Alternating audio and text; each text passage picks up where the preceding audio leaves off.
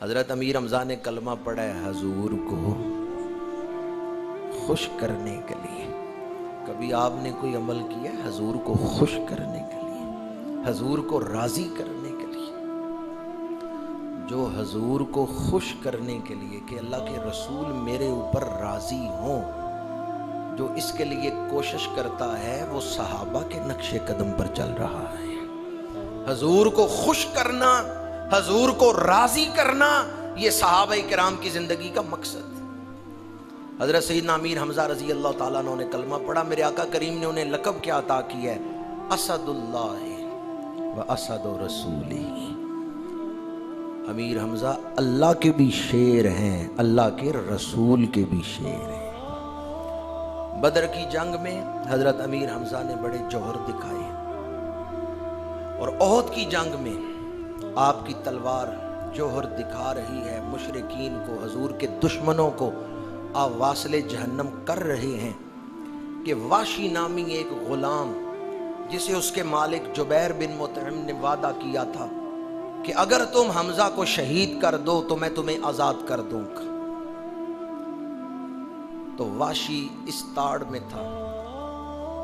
جناب واشی نے جب کلمہ پڑھا تو انہوں نے اس واقعہ کو خود بیان کرتے ہوئے کہا مجھے جنگ سے کوئی مطلب نہیں تھا سوائے اپنی آزادی کے، اور میں غلام تھا جبیر بن مطعم کا، تو جبیر نے مجھے یہ کہا کہ اگر تم حمزہ کو شہید کر دو تو میں آزاد کر دوں گا، اس لیے میں موقع کی تلاش میں تھا، مجھے موقع ملے میں جناب امیر حمزہ کو شہید کر دوں۔ تو آپ ایک کافر کو زمین پہ گرا کے تلوار کا وار کرنے کے لیے بازو اٹھاتے ہیں، اس وقت واشی چھوٹا نیزہ چلانے کا ماہر تھا، اس وقت واشی نے نشانہ لے کے نیزہ چلایا ہے جو آپ کے زیر ناف آ کے لگا ہے، پیٹ کے اندر کھبا ہے، اور آپ زمین پہ تشریف لائے۔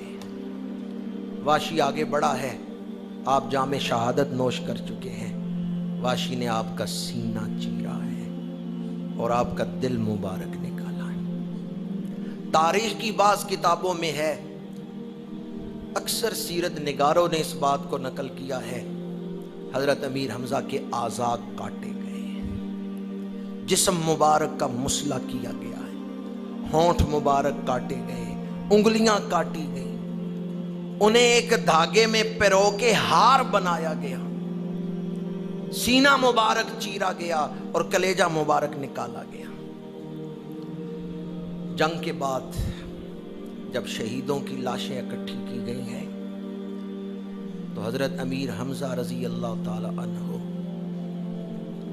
آپ کے جسم مبارک پہ ایک چادر ڈال دی گئی۔ حضور کی پھوپھی حضرت صفیہ، انہیں پتہ چلتا ہے کہ میرے بھائی شہید ہو گئے ہیں۔ بھائی شہید ہو تو بہن کے دل پہ کیا حالت ہوتی، بھائی جدا ہو تو بہن کے دل پہ کیا حالت گزرتی۔ بی بی صفیہ گئی ہیں، حضرت امیر حمزہ کی لاش مبارک کے قریب ہیں کہ چہرے سے کپڑا ہٹا کے دیکھوں تو صحیح کہ کہاں کہاں زخم آیا ہے، جسم سے چادر ہٹانے لگی ہیں، پشت کی طرف سے میرے آقا کریم کی آواز آئی ہے کہ پھوپھی ٹھہر جاؤ۔ ہزاروں سلام حضرت صفیہ کے صبر پر۔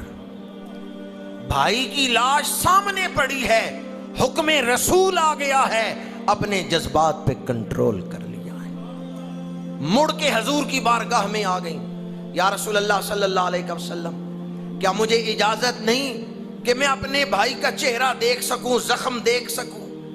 میرے آقا کریم صلی اللہ علیہ وآلہ وسلم نے فرمایا عورتیں نرم دل ہوتی ہیں، میرے چچا کا جسم کٹا پھٹا ہے، اعضاء کاٹ دیے گئے، کہیں تم ان کے جسم کا مسئلہ دیکھ کر، ان کے جسم کے زخم دیکھ کر بال نہ کھولو، بین نہ کرو، چہرہ نہ پیٹو، میری شریعت ان چیزوں کی اجازت نہیں دیتی، اللہ نے صبر کا حکم دیا ہے، اس لیے میں نے تمہیں روکا ہے۔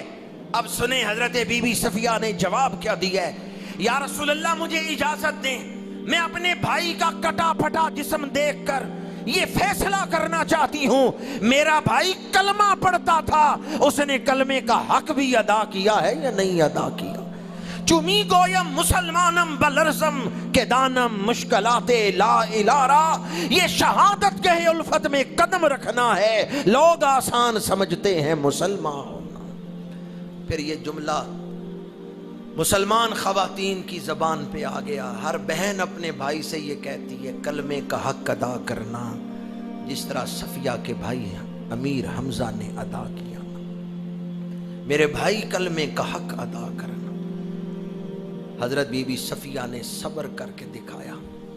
میرے آقا کریم صلی اللہ علیہ وآلہ وسلم، آپ کے محبوب چچا حضرت امیر حمزہ رضی اللہ تعالی عنہ کی بارگاہ میں آج بھی اگر کوئی احد میں جا کر سلام پیش کرے تو کبار اولیاء کرام کے مکشوفات میں ہے، کوئی شہدائے احد کو جا کے سلام کرے ان کی روحیں آج بھی جواب عطا فرماتی ہیں۔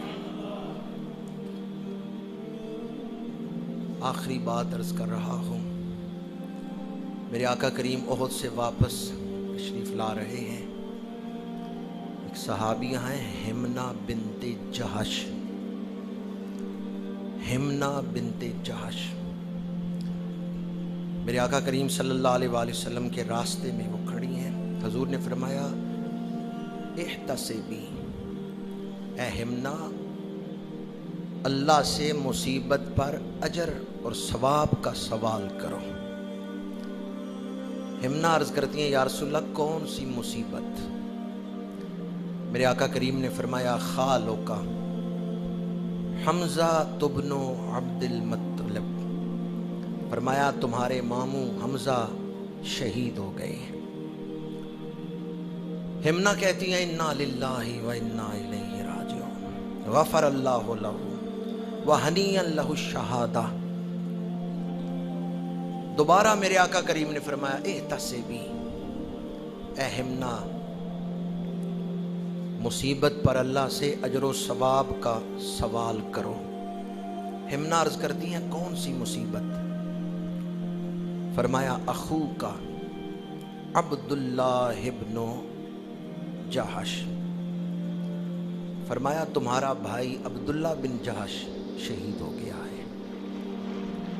انہوں نے دوبارہ پڑھا انا للہ و انا الیہ راجعون، غفر اللہ لہ وہنیئا لہ الشہادہ۔ ہم اللہ ہی کے ہیں، اللہ ہی کی طرف لوٹنے والے ہیں۔ غفر اللہ لہ، اللہ میرے شہید بھائی کے درجے بلند کرے، ہنیئا لہ الشہادہ، میں اسے شہادت کی مبارک دیتی ہوں۔ کیسے حوصلے تھے مسلمان خواتین۔ تیسری دفعہ میرے آقا کریم نے فرمایا احتسبی، ہمنا اللہ سے اجر و ثواب کا سوال کرو۔ ہمنا عرض کرتی ہیں یا رسول اللہ کس مصیبت پر؟ فرمایا تمہارے خامند مصعب بن عمیر شہید ہو گئے ہیں۔ پہلے ماموں کی شہادت، پھر بھائی کی شہادت، اب خامند کی شہادت، مصعب بن عمیر شہید ہو گئے ہیں۔ حدیث پاک میں ہے کہ جب بی بی ہمنا نے اپنے خامند مصعب بن عمیر کی شہادت کا ذکر سنا تو ان کی ایک آہ بلند ہوئی، ایک چیخ بلند ہوئی۔ تو میرے آقا کریم صلی اللہ علیہ وآلہ وسلم نے فرمایا کہ ماموں اور بھائی کی شہادت کا ذکر سنتے ہوئے تو ایسی چیخ بلند نہیں ہوئی، خامند کی شہادت سنتے ہوئے یہ آہ کیوں بلند ہوئی؟ تو ہمنا عرض کرتی ہیں یا رسول اللہ صلی اللہ علیہ وسلم مجھے اپنے یتیم بچوں کا خیال آ گیا کہ مصعب بن عمیر کے بچے ابھی چھوٹے ہیں اور باپ کا سایہ اٹھا لیا گیا، باپ شہید ہو گیا۔ مصعب بن عمیر کے بچوں کا خیال کر کے، یتیموں کا خیال کر کے میری آہ بلند ہوئی ہے۔ میرے آقا کریم نے دعا کے لیے ہاتھ اٹھائے، حضرت مصعب بن عمیر کے لیے بھی دعا کی، شہیدوں کے لیے بھی دعا فرمائی، اور شہیدوں کے لواحقین کے لیے، پسماندگان کے لیے بھی دعا فرمائی، اور پھر مصعب بن عمیر کے یتیموں کے لیے بھی دعا فرمائی۔